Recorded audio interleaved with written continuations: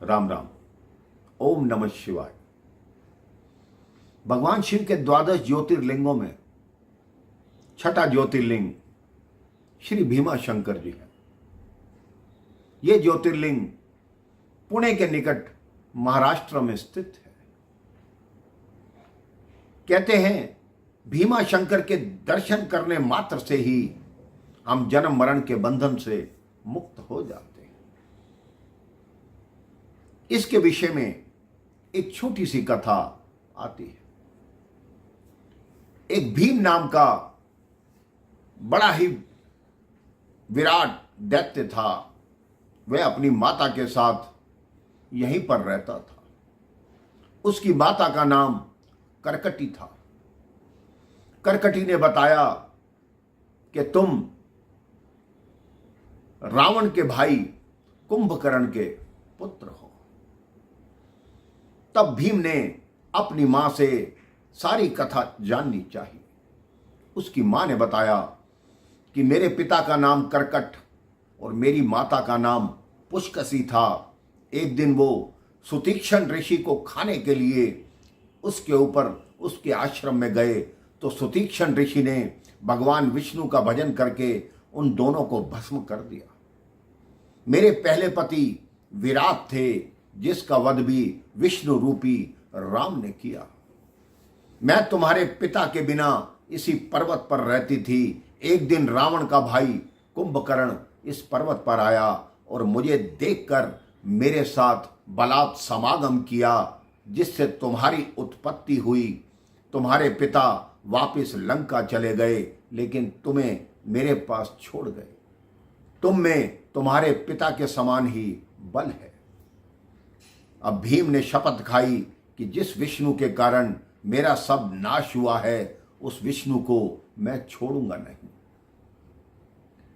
भीम ने इंद्र पर चढ़ाई कर दी, इंद्र को जीत लिया, श्रीहरि को जीत लिया, पूरी पृथ्वी को जीत लिया। तब वो कामरूप देश के राजा सुदक्षिण पर आक्रमण करने लगा, उनको भी जीत लिया। लेकिन जो सुदक्षिण थे वो भगवान शिव के भक्त थे।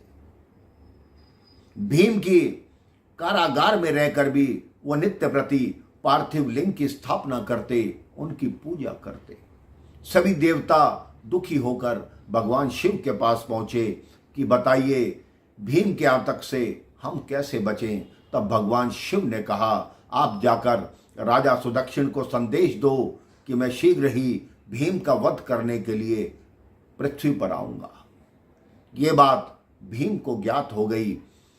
भीम ने जाकर राजा सुदक्षिण से पूछा यह तुम किसकी तपस्या करते हो और मेरी मृत्यु के लिए तुम क्या मांगते हो। भीम ने कहा मैं भूत भावन भगवान शिव की पूजा करता हूं, उन्हीं के पार्थिव लिंग का निर्माण करता हूं। भीम ने अपनी तलवार निकाली और उस शिवलिंग को काटना चाहा, लेकिन उसी समय भगवान शिव उससे प्रकट हो गए और बोले तुम अगर भीम हो तो मैं भीमा शंकर हूं, मैं तुम्हारी एक नहीं चलने दूंगा। अब तक तुमने जो पृथ्वी पर दुख दिया है, आतंक मचाया है, उसको मैं समाप्त करूंगा। और भगवान शिव ने अपनी हुंकार मात्र से ही भीम को भस्म कर दिया। तब राजा सुदक्षिण ने कहा कि इस संसार को कृपा देने के लिए, इस संसार को पाप मुक्त करने के लिए, इस संसार के प्राणियों को संतुष्ट करने के लिए आप यहीं पर स्थित हो जाएं। वहीं भगवान स्थित हो गए और उनका नाम भीमा शंकर हुआ, भीमेश्वर हुआ। उसके पश्चात भगवान शिव की पूजा भीमा शंकर के रूप में भी इस ज्योतिर्लिंग पर होने लगी। आज भी लोग सूर्योदय के पश्चात जो भीमा शंकर ज्योतिर्लिंग के दर्शन करता है वो मोक्ष को प्राप्त करता है, जीवन मरण के बंधन से मुक्त होता है। राम राम। जय श्री राम। ओम नमः शिवाय।